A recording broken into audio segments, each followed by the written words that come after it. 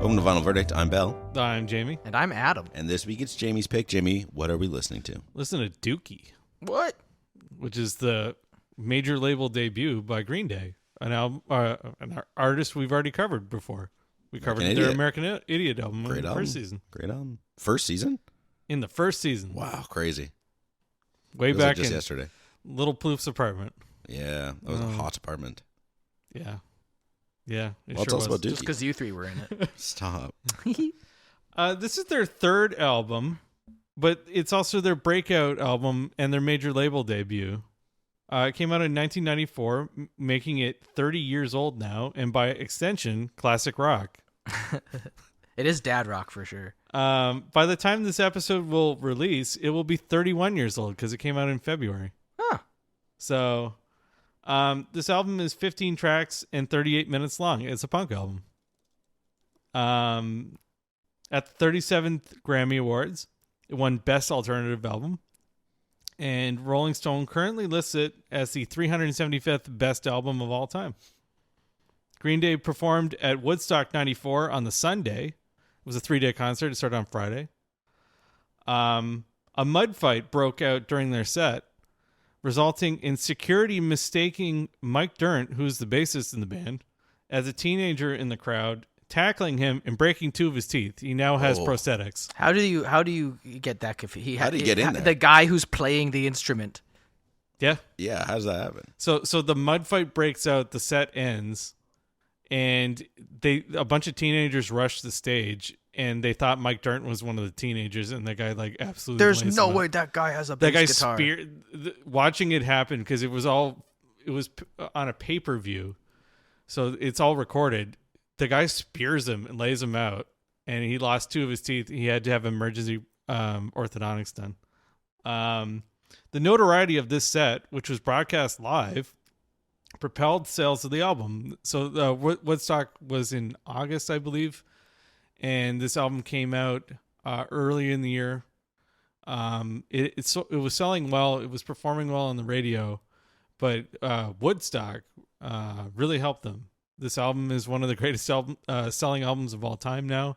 It's like 22 times platinum or something like that, which is insane. This album was not that good. Not to be one of the best selling albums of all time. That's crazy. Yeah, it's nuts, eh? I guess it comes out 2 months before Smash, which we covered last season by the Offspring. But 1994 was a time when we stopped listening to bands that sounded like Nirvana and started listening to more bands that sounded like Green Day or the Offspring or the Smashing Pumpkins. Blink-182, yeah. Yeah, like a few years later. Yeah. But yeah, this was like they kind of were a turning point where grunge started to decline. Think about, so we've covered 3 albums so far that have come out in 1994. We covered Core by the Stone Temple Pilots, and we've covered Smash, and then we're covering this one, and they're very different sounding albums. This is definitely the best. We also covered Illmatic. Did that come out in 94? I guess it did, yeah. But that's not a rock album, I guess. But I think those are all the ones we covered from 94. Great year for music. Yeah, because that's your birth year, right? Yeah. I suppose MTV Unplugged for Nirvana. My God. 94 is stacked. Yeah. But good album. I have listened to this album about a bazillion times. I bought it. Weezer? We also. Yeah. Oh, yeah. Weezer. Yeah. Sorry. Excuse me. Portishead, 9 Inch Nails, Notorious B.I.G. Oh yeah, we've talked about. I'm sorry. Yes, the Blue album came out, and we covered that Super earlier. Unknown by season. Soundgarden, Aphex Twin. Yeah, stacked year. Super Southern Playalistic, Cadillac Music. Yeah, 1994 is a weird year for music, and we have covered. Oh, we also covered that Throwing Copper album by Live, that came out in 1994. Did it? Someone fact check that. Beastie Boys, Ill Communication. Anyways, this album. Back. Let me say, I haven't listened to a ton of Green Day outside of American Idiot. In fact, almost none. I've listened to Time of Your Life from Nimrod. I've listened to Brain Stew and When I Come Around from this album. And there's one something from Kerplunk. It's not a really popular song. But that's it. So I was pretty excited to listen to this one, and it's pretty good. Green Day has a very consistent sound. Yes. They have sounded like Green Day Years. forever, which is impressive. Except for whatever Minority is on. Or is that... Oh, yes. It's one after Warning? It's Warning, after yes. Nimrod, Warning, I think. Yeah. Warning is mostly acoustic album. It's a good song, The Minority. Yeah. And so is Warning. Warning is a great song. Yeah. This is good. Yeah. I think that there's some lulls. Yeah. It also sounds very similar. I feel like a lot of the songs, if they weren't 2 minutes long, I would probably be pretty bored. A lot of them feel pretty similar. They're very talented musicians, but it feels like every song is the same volume or something. Like it just kind of... Yeah, they have the same intensity, same energy. Yeah. And I think it almost harms the lyricism because they have interesting things to say. Some of them do, yes. And some of them are immature, but Yeah. I feel like most of them have something to say, which I think is really interesting and something I guess I wasn't expecting because American Idiot is very story-based. So, like, they are saying things that are political and stuff, but it feels like they're just telling a story, and maybe that's a one-off, but, like, no. There's a whole song about feminism in here and stuff like that I think is really cool. But Billy Joel Armstrong's also not the easiest to understand. Not all the time, no. It's not even like an accent like He just doesn't Tom DeLonge and Blink-182. Yeah. It's just like he's just a little hard to understand, or it's mumbly, or it's a bit too fast, or it's not mixed in a way that the vocals are really forward. Yeah. I don't think it super harms things, but again, I think it's a shame because they do have interesting things to say. What do you think, Adam? I always thought this was their first album. I did as well. It's I think part of it is because I think it's the only, except for save for one song off of the compilation International Super Hits. It's the thing that opens it. International Super Hits is their greatest hits album that came out in 2001 or something. Mm-hmm. And that was a CD I had from them. I had that and then got American Idiot later, which was absolutely massive at the time. It's got a lot of great hits on it, and it's despite the fact it's short in time, it's like 5 songs too long. Interesting. It's like I don't know. I feel like by the time I get to track like Amenia Sleepus and onward, I'm just like, okay, be over now. I was gonna say cut the first 2 and the last 3. Yeah, and I think this is like the middle, a banger. The middle is so good. I do like Basket Case to When I Come Around is like elite. Yeah, I do like Fod a lot. I like Burnout. I think that's fine. The first song is fine, but I understand why you would say cut it. But yeah, when I wrote when I was in my notes, I was like, then after Chump, I go, the next 6 tracks are all bangers. Yes. But it's so samey. They nail this sound, and it's really good that you can put on any track from this album and be like, yes, I got my hit of Green Day. But it just kind of it gets a little long in the tooth, even though it's only like 38 minutes long. Yeah, it could have been 12 songs, I think. I will say though that some of those songs being like 1 minute and 30 seconds long is fine. Yeah, but I mean, if you're gonna make a song 1 minute and 30 seconds, do something different.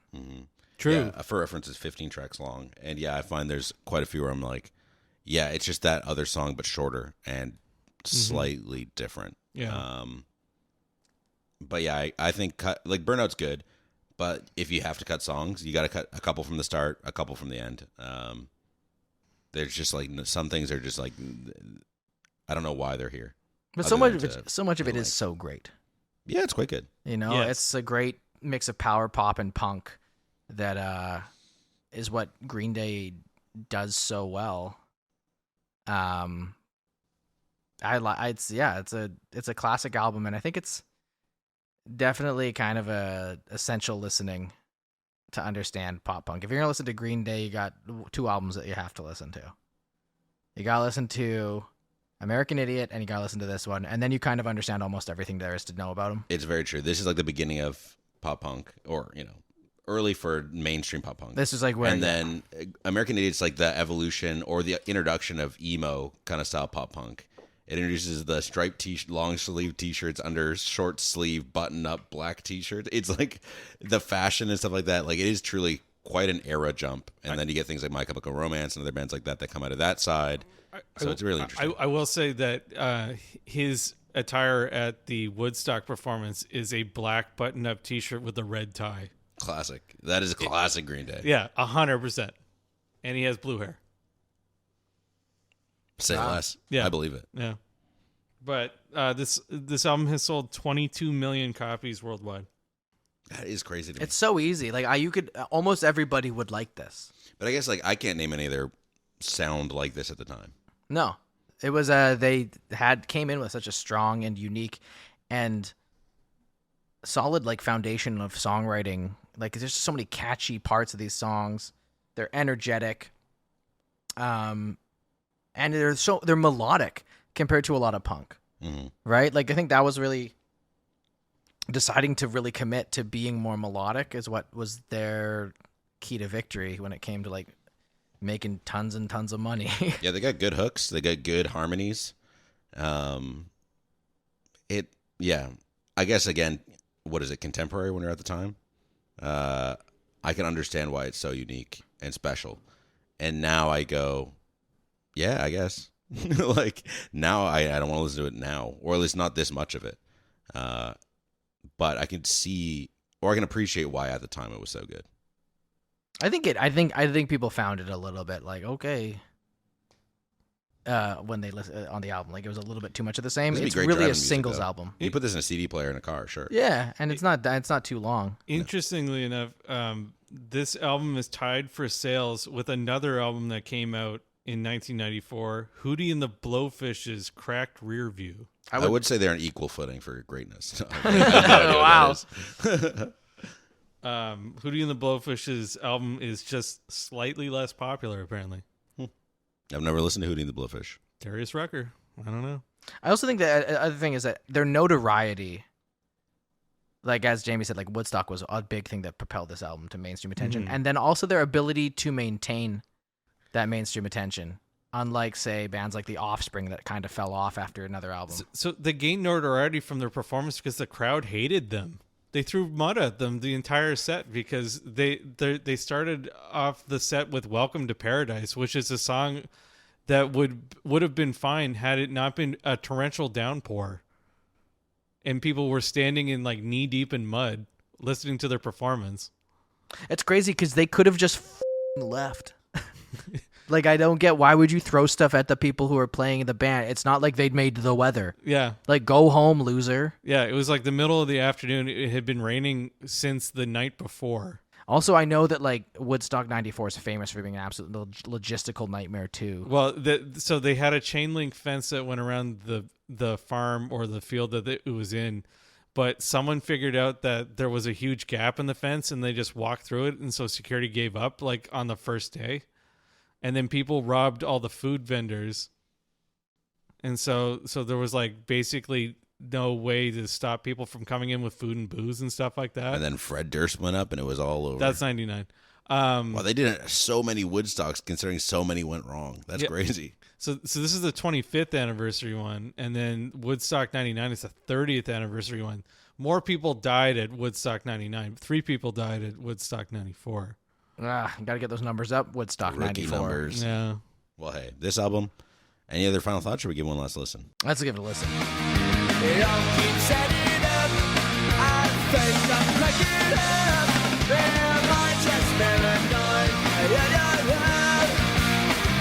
So why are you alone wasting your time?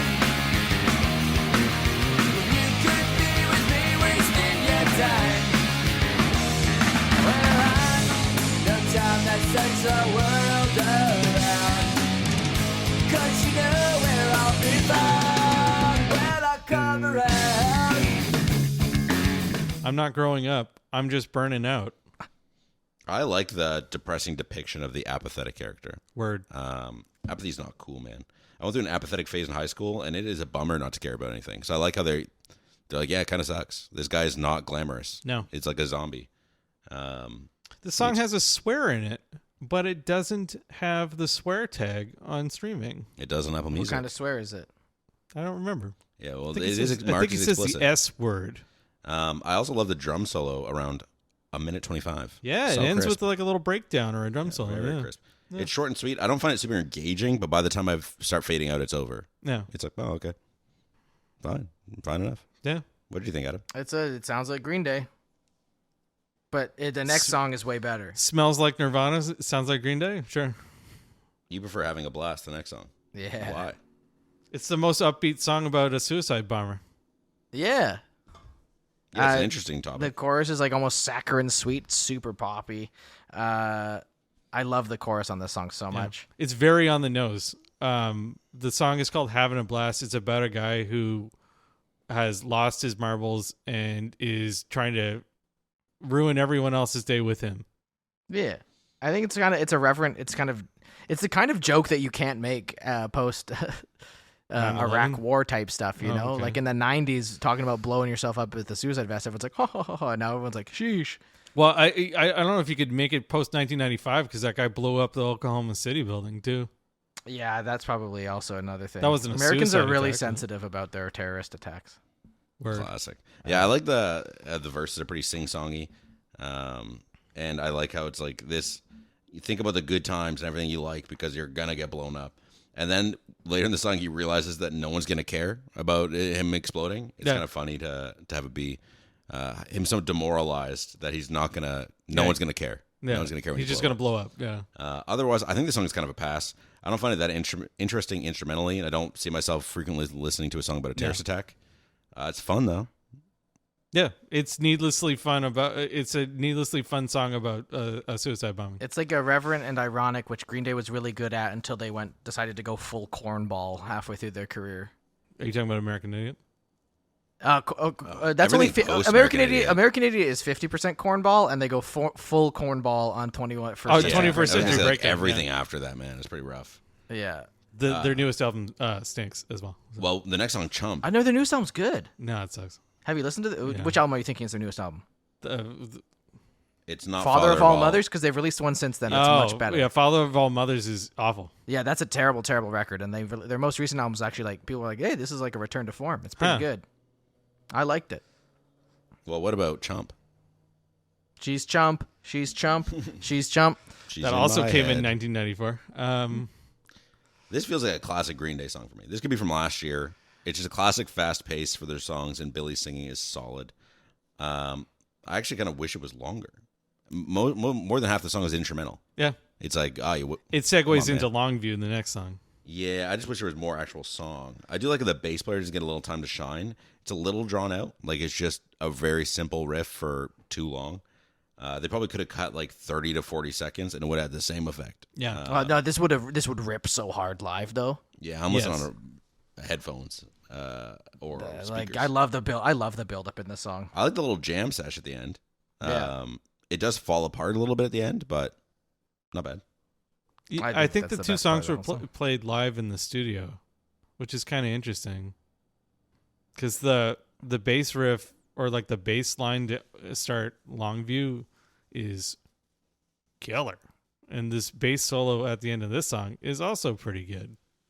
They're all like they're all quite good musicians. Yeah, Deceptively deceptively. so. Yeah. Sorry, I didn't list them because we already talked about them, but Mike Dirnt, Trey Cool, and Billy Joe Armstrong are the three musicians. Do listen to the American Idiots episode. Very good. I don't think these boys liked it quite as much. These boys isn't Jamie and Plouffe at the time. I liked it a lot, though. I liked that album when I was 15.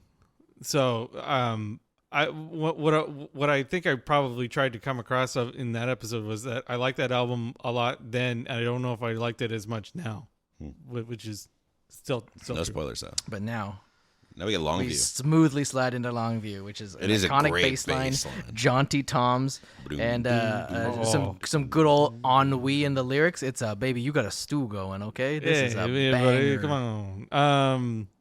What's interesting about this song is that Billy Joe Armstrong walked into the house that they were renting, and everyone was tripping balls on acid, and they came like he was like picking away on this bass line, and then the next morning they had to like remember what the song was and then finish writing it.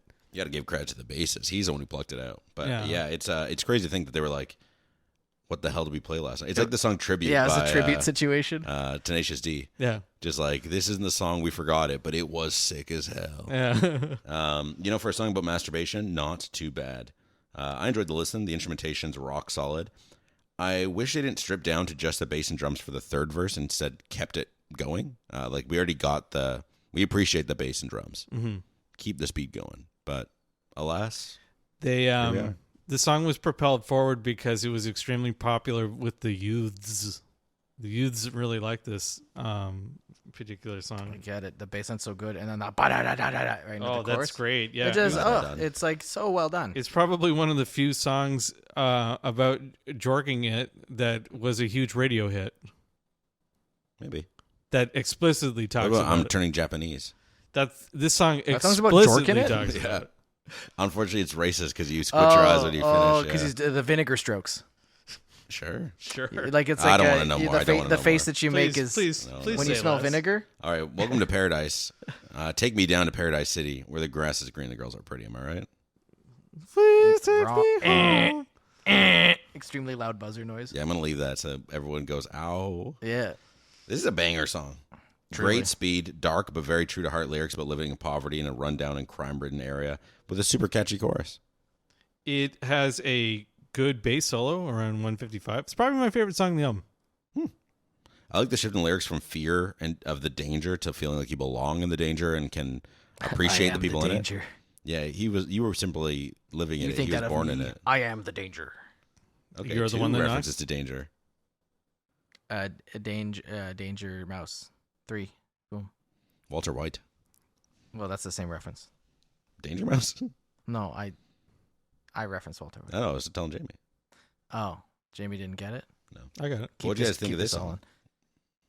It's great. It's welcome. It's so good. I love the It's like a kind of an ode to the like a surfer rock kind of vibe. You have these nice like layered harmonies. Yeah. The just the irony of saying "Welcome to Paradise" is beautiful and very just so 90s. It's so sarcastic, sardonic even, and the breakdown of the song is awesome. It is straight out of the Dead Kennedys playbook.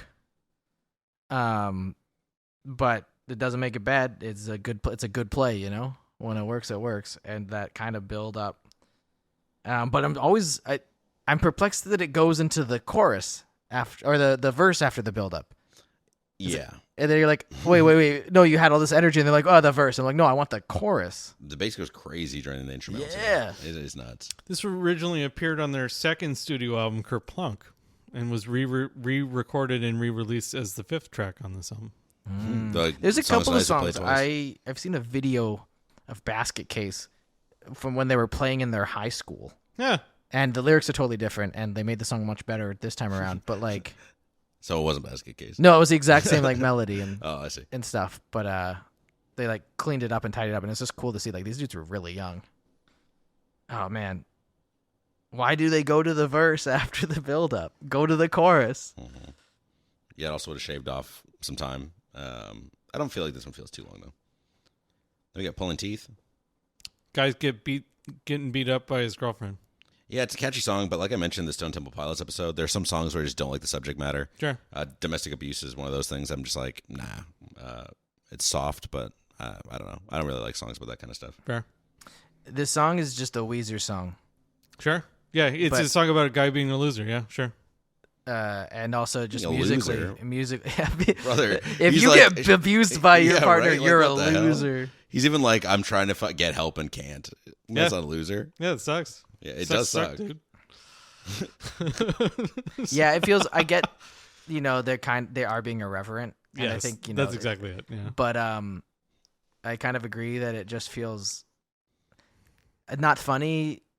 I mean, you're kind of it's a deep issue, and you're not respecting that it's a Sir, dark you're issue. asking a band that had a song about a suicide bomber and jorking it. Yeah, but here's the thing: is that, I feel like one happens to more people. Certainly. I also, And I might not be asking to be tasteful about the subject. I might be saying don't make a song about that subject. Yeah. I want to say it's a very different time. I don't know if they would because make they're a playing song. it as a joke. Yeah. Like they don't mean it in a way to be serious. No, certainly not. It just is. It's like if it was a song about a man beating his girlfriend, and she can't find help. You'd be like, it's a gross. classic like sitcom joke. It's like, oh, It's so pathetic. yeah, Yeah, yeah. which we now realize is probably not how you should put No, a certainly not. light on people. Yeah. This is Jamie's favorite song though. No, I already said Welcome to Paradise was. Sorry, second favorite song. Let me get into Basket Case. It's a banger. Finally. Oh my god! Finally, the star of the album. It has instantly recognizable riff. I think this is so good. The crunchy guitar, the subtle reverb on the vocals, the harmonizing. It's so good. I love how they start off with a stripped down version for so long until everything comes crashing in. Yeah. The drummer absolutely kills the transition too. That's something the Rolling Stones are known for too. Is like having like a false start or like the band comes in afterward kind of thing. I kind of like that. I also like his like, am I just paranoid? I'm like, what is he saying? I had no idea. Well, the first time he says, or am I just stoned? And I don't. The second believe time, him. I don't think he says it. The second time he says, yeah. Yeah. Am I just Lord? Yeah. But it's just so funny. Yeah. Oh no. Am I just paranoid? Yeah. Literally, it's yeah. Ooh. Yeah, but the first time when he says, or am I just stoned? He's saying, oh, I just stoned. It's like, you're not saying that. No, it's so funny. Because I don't know. It's one of the most iconic choruses. It's a must listen. Yeah. I like how he goes to see a whore and he tells him, I'm like, wow, a male whore. All right. I guess why would I assume it was a woman? Yeah. No. The doctor was his mother. The lyrics say she. No, when you listen, it's he. Excuse me. Pardon me. Yeah. Billy Joel Armstrong is famously bisexual. Yeah. Excuse me. You're right. I misread progressive, especially in '94 in punk. That's crazy. Alas, he is here. What's weird is queer he's buying. He would never be beat up by a woman. Yeah, that's pathetic. The fact this song is 3 minutes long is crazy. It progresses so fast. It just feels like a couple minutes. I would love an extended version with with a bridge because it doesn't really have a bridge.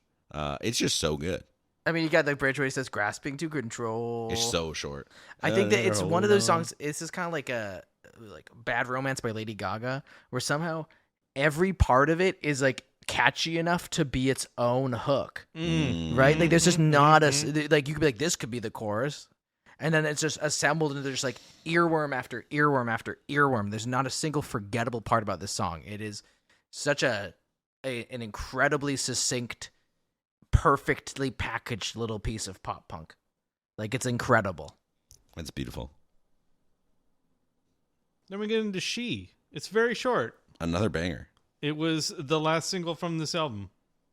It's the only single without a music video. Excuse me. I'd never heard this song, but it is an instant classic. I like how it also shows how progressive and intelligent the band is. Even though it's punky music from high school dropouts, it's like him listening to his girlfriend about feminism and being like, yeah. Like, keep telling me. It's very cool that he wanted to make a difference even so early in his life. The interesting story was that he wrote this song for his then girlfriend and played it for her, and then she hated it so much she broke up with him and moved to Honduras. I feel like there must have been other reasons. Whenever I get mad at my partners, I move to Honduras. The yell at 1:30 is so fire and perfectly encapsulates the frustration his girlfriend must have felt about seeing how the world was stacked against her and how she had no means of changing that. Yeah. Being a woman seems hard. Shout out to women. Shout out to women. I love women. This is really a great song. I think this is a must listen on the album. Absolutely. Sassafras Roots. Man, it's hard because this 4 songs stretch is so good. I at first was like, in the last listen, I'm going to put She. But Sassafras Roots is the song I've come back to on this album. Like, I've listened to this song the most in the last week or however long I've been listening to this album. Song's so it's good. It's just so good. Wasting your time. So I'll waste your time, too. It's so cute. It is. Like, waste it with me. So cute. Who cares? And all the things he names as wasting time are like hanging out with your friends, doing your own thing. Like, it's all things that are nice. Hanging around your house, wasting your time. Yeah, it is so catchy. Yeah. The instrumental break at 1:30, again, at 1:30, very solid. These guys know how to play their instruments. Really, really good. The harmonies, the vocal harmonies are great on this song, too. I love this song. It's so sweet. It's such a saccharine, like, the melody, I'm like, oh, it's so cute. I like the song. It's simple. It's sweet. Yeah, this stretch of songs, on this album are fantastic. And then we get into When I Come Around. Man, What a bass line. another Love it. fantastic song. It's iconic. I have no clue what he's saying during the voices due to his interesting accent, but it's very catchy. I'm like, what are you saying? But I don't care. Enunciate, please. Well, I heard you crying loud all the way across town. I don't believe that he's saying it, though. If they wrote the lyrics, but I don't believe he's saying it. You've been searching for that someone, and it's me out on the prowl. You said sorry for yourself. He just doesn't enunciate. No. Similar guitar riff at 2 minutes and 13 seconds, but I think it's a nice addition. It's weird. I really enjoy the song. I don't have anything to say. I like it. It feels like a Green Day song. Yeah. Yeah. It's the beat and the pacing of it's slower, and I enjoy that pace change. Yeah. It works really well. Yeah. In concert, they played this song much faster. Oh, interesting. I could see it fun, like pretty fast. Yeah. Yeah, I like it how this is like the one song that has a lead guitar part. Like Eddie said, like it's like 10 seconds. It's like, and I'm like, oh, okay, that was really nice. It would be nice if more songs were like that. Yeah. Because so many of the songs in there are just like chord chug, and the vocals are kind of providing the extra texture. So when they added a guitar lead part, I was like, oh, and then that's it. You get that for a split second. It's a banger. Another great song. What a bass line. And then you can shut the album off. Honestly. This might be the only song with a guitar solo on it. Like, however brief it was. Yeah, that's like That's true. I only really note down the drum and bass ones. Huh. Well, next is Coming Clean. It's a fun enough song. It's short, sweet, and does not leave an impact on me. It is a song about how he came out as bisexual to his parents as a teenager. Which is crazy because he doesn't really say anything. Yeah. He's just like, I got skeletons in my closet. My parents won't understand. Basically. And it's like, all right, yeah, sure. But again, at the time, you're not going to be like, I'm gay. Yeah, he didn't do that until after they became famous. Mm-hmm. Yeah. Yeah, it's a 90 seconds of Green Day song. Yeah, it's exactly 90 seconds long, I believe. And then we get into they really green the day out of it, don't they? Oof. And the next song sounds very similar too. Then we get Amenia Sleepless, which I liked it. It's fine. The drumming and the bridge is fire. Yeah. Otherwise, it's just a song. Yeah. It's fine. It's about a friend that you ran into and you're like, wow, I used to like you, and now I don't really like you very much anymore. Mm-hmm. And then we get to in the end. It's like they just do like these. It felt like they just felt compelled to add 3 90-second songs. Yeah, I wonder if they were like left over from. I'm not gonna lie, I didn't really look into those. I wonder if they were pressured into padding it out because, like, people get mad if you pay for a CD and you get $30, only 30 minutes of music. Yeah. Yeah, that's why they sold 22 million. It's because these last 4 songs. I do like In the End. I would take this over Coming Clean and Amenia Sleepless. I do like the little instrumental break in a minute. It's just a little breakdown with some solid drumming as things ramp back up at the end of the song. I understand why they're on there. So the last few songs are written by the other members in the band. So the Amenia Sleepless is written by Mike Dirnt. So Dirnt. I wonder if there was like a thing where it's just like, okay, you guys, Ringo, you can have your song, that kind of thing. Well, there's only one song that's written by Mike Dirnt. And isn't the last one All By Myself?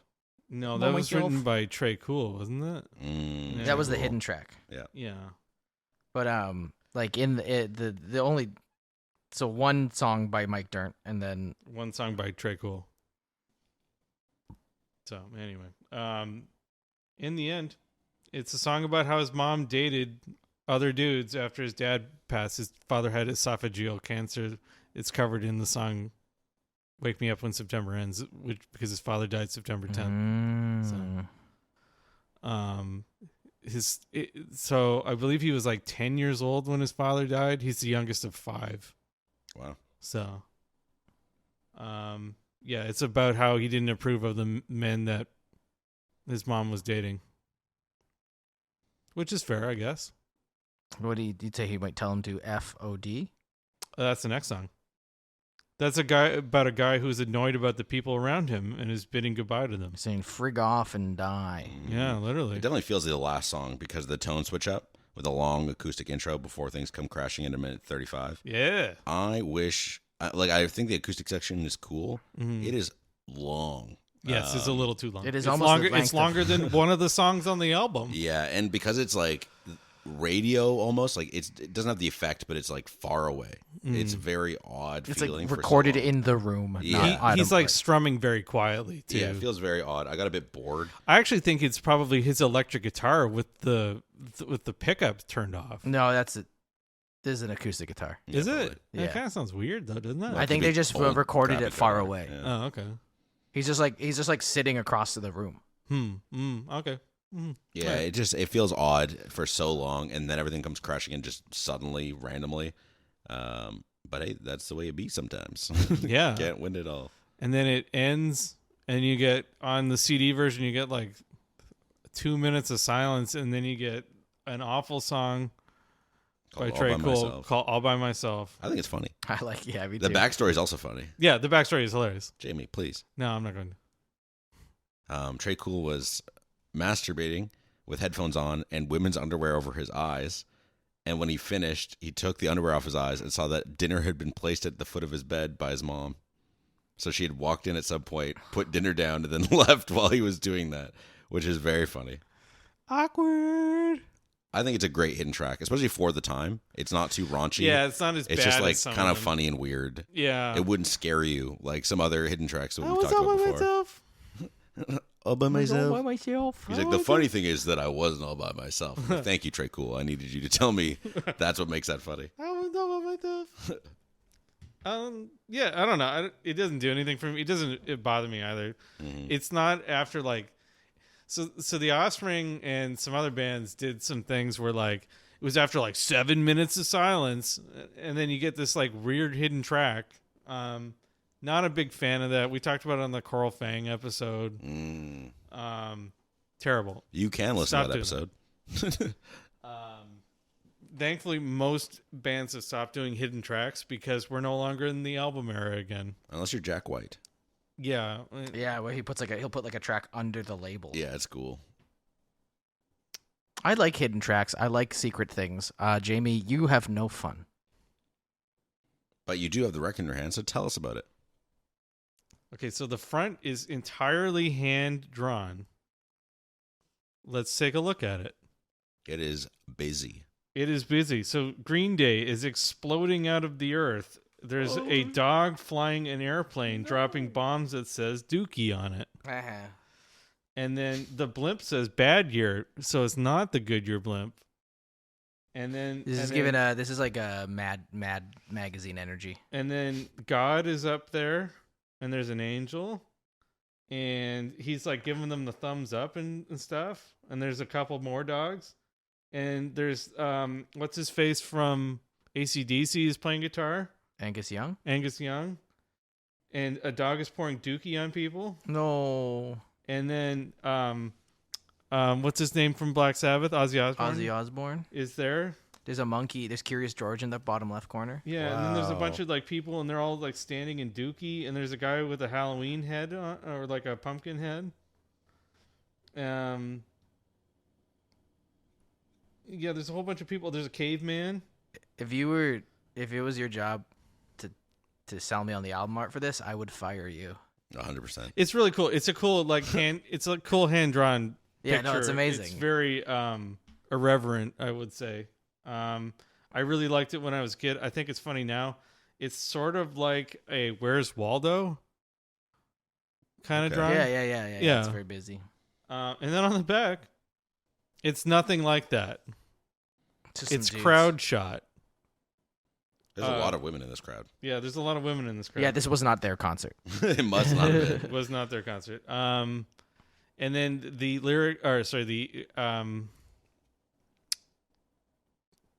titles.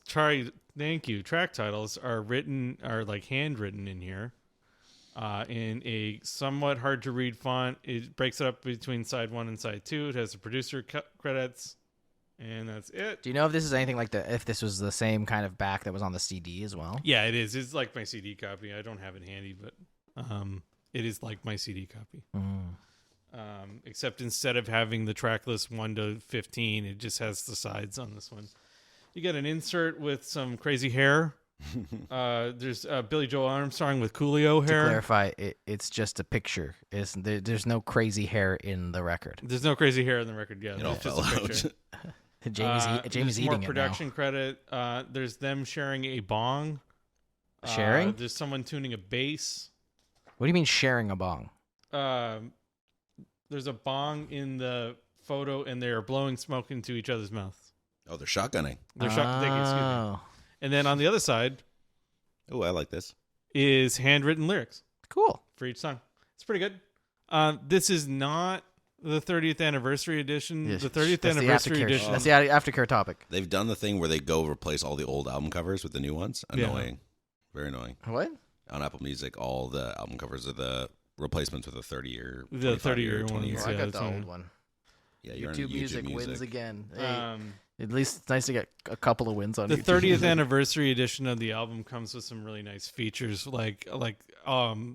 There's one LP that's just the demos, which is like okay if you want to understand how song evolution works, and then the other one is just the Woodstock performance, I think, or like another live performance. That's cool. The label for this album is neat. I stand up with Ukraine. Sort of, yeah. Hey, that's isn't that Childish Gambino? Oh yeah, Palisades. Palisades? How do you pronounce that? That's the Mount something. Yeah. It's just a black LP. It's pretty thick vinyl, but I don't think it's 180 gram. I think it's like 150 gram or something like that. I paid $20 for this album. Staten Mountain. Why? So I think Paid how many bucks for that album? $20. That's a pretty good deal. You and I, Bell, tried ordering records from a service. I can't remember what it was called. You They- always rub it in my face, and that they mine didn't show ship up. yours. Yeah. Like they never shipped it. I don't even remember what Never the got service that was money called. back. I got the money back for you. You never gave it to me. I did. I sent it back This to is you. admitting to it right now. No, I sent it back to you. I'm gonna get that $20 twice. I ordered ginger root, which I Yeah, ended but up what getting was the in name my. of the service? I can't remember what we got it from. No, we're not shutting them out. We didn't get. I didn't get my records. Yeah. Anyway, it was only $20. I think it was a pretty good value. For $20, definitely. Sure. All right. Why don't you two kids give me your reviews? Well, Adam was looking at Childish Gambino for some reason. I'll go. Man, the 4-song run from Basket Case to When I Come Around is legendary. Lots of fun, unique, and meaningful ideas and riffs that show depth I didn't think Green Day would have. But unfortunately, almost everything outside those songs failed to land for me. I like the speed, I like the instrumentation, but I didn't find myself wanting to go back and re-listen to anything other than the middle chunk. I'm putting Dookie by Green Day in the 19th spot, below The Pleasure Principle by Gary Newman, and above The City Under the City by L'Orange. It was cool listening to something other than American Idiot to get more of an appreciation for their evolution, but things felt a little one-note at times and wasn't able to get fully into it. I do have to say I'm more interested in listening to more of their back catalog, though. I'll definitely have to check out Nimrod, as I already like one of the songs off it. Would you like to borrow it? Yeah, Sure. I would love to listen to it. What did you think, Adam? Man, Dookie's awesome. It's a great album. I think it is a massive pop punk hit for a great reason. You have absolutely incredible songs. All of the hits on here deservedly are hits. Like they're great songs. They're not. Sometimes the biggest hits on albums are not the best tracks. You have like an incredible 11-song album flanked on both sides by a couple of mid tracks. Mm-hmm. It would have helped trimming off the fat, I think, on this album. But other than that, it's great. It's trimming the fat on a 38-minute album is like not really. It's not worth it. It's not that necessary. Yeah. Just hit skip. So or just listen to it. Yeah, really, yeah. Like I don't think there's anything. by the time you hate it, it's already over. Yeah, especially in the end half where they're just like kind of churning through songs. Yeah, it's a great album, classic for a reason. For me, by the end of it, I'm like, okay, it sounds like another Green Day song. But yeah, everyone should check this out at least once in their life. It goes in the 15th spot under Stranger Heads Prevails by Thank You Scientist and above Peach Pit's Being So Normal. I put it in the middle of two other albums that came out in 1994 that we've covered this year. I didn't even do it on purpose. I think I just like instinctively put it there. So it's in the 13th spot, just below Weezer's The Blue Album, and just above Stone Temple Pilots' Core.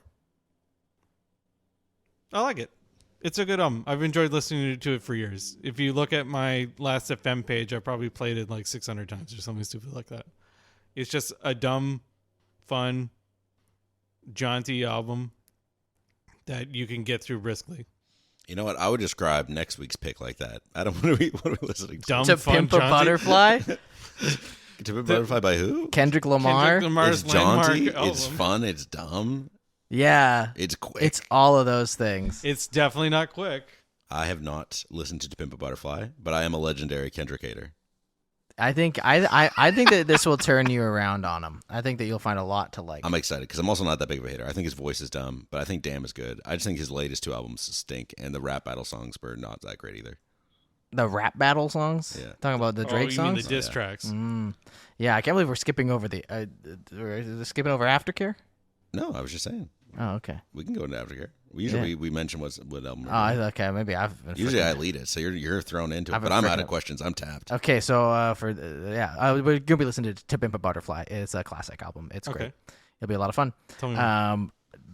Dookie, as part of their 30th anniversary in 2024, released Dookie Demastered, where they re-released all of the songs on the right. album in 15 demastered formats.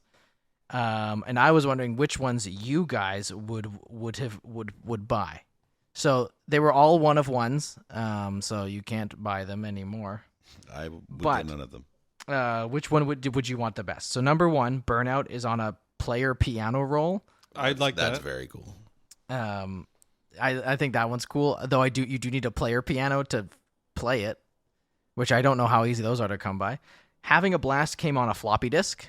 Okay. I don't know if they did any edits to the track for it. Chump came on a Teddy Ruxpin. Whoa. Oh God. Okay, Yeah. sure. That's creepy. Longview was on a doorbell, Nice. and they have on the website Dookie Demastered. They have like videos where you could listen to each of them and hear how they sound.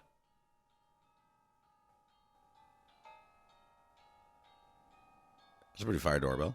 Yeah, could you imagine? Please come over to my house. Please use the doorbell. What's Welcome to Paradise? Welcome to Paradise is on the Game Boy cartridge. I feel like that's probably an instant win. I mean, I'm assuming you. Yeah, we can't play them all up because they won't come through. Yeah, you'll toss them. You want? I'm not doing anything. You can go to this website if you want to hear them. Yeah, but- Pulling Teeth is on a toothbrush. okay. Basket case. Basket Case is a Big Mouth Billy Bass. That's fire. Oh, okay, cool. I'll get behind that. She is on a Hit Clip, which Oh man, the hit kit players. Yeah. Which is like a little. It's like a non MP3 player. Yeah, you would buy little. single Cartridge.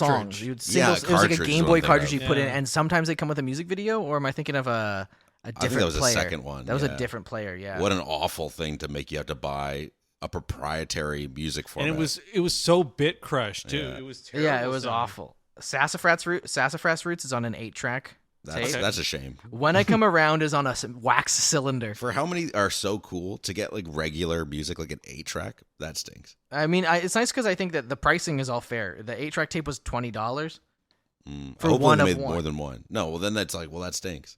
Well, maybe they made more of the 8-track, but most of them. Oh, there was 10 of the 8-tracks. All right, I'll allow So it. there's They should have made different- 8 of them, but I'll allow it. Fair enough. Wax cylinder. When I Come Around. That's very cool. Coming Clean was on an X-ray scan. It was on an X-ray record. So just like see through, I'm sure. Oh no, like it's like a. like an X-ray record is. They did that in the Soviet Union. Like they took X-ray film and they carved grooves into it. Oh, cool. Yeah. It sounds like it was a way ass. to bootleg music in the. Yeah, that's kind of neat. Yeah, Amenius Sleepus is on an answering machine. That's funny. In the End is on mini disc. Stinks. mini FOD disc. is on a Fisher Price record. That's hilarious. That is funny. And All by Myself is on a music box that That's you great. hand turn. That is great. Which one? I'd have to go with the Game Boy cartridge. That is so cool. I'm interested in the player piano. Yeah, I think I would go with the doorbell or the Teddy Ruxpin. Yeah, I wish Sassafras Roots had a more unique one because that's my favorite song from the album. But I don't. I'm not gonna buy an 8-track player, and it doesn't. I don't think it would sound that different. So it's a cool physical way to have it, though. An 8-track tape when it is new sounds good, but as it gets worn out, it kind of sounds more muddy. That's kind of cool. I like something that the more you listen to it, the worse it is. Yeah, Makes every moment special. it does have a very warm sound to it, though. They do say that unlike most 8-track tapes, it only includes one song. Yeah, so Yeah, that makes sense. what's interesting about 8-track tapes, so you know how you have to rewind a cassette or flip it over? Yeah. 8-track tape is a continuous loop. So eventually you just come back around to like the beginning of the tape again just by like it playing through. That is interesting. So Yeah. I just like the whole demastered idea. It's the coolest thing Green Day's done in years. Because they're like, oh, usually for anniversary editions, you get a remaster of the album.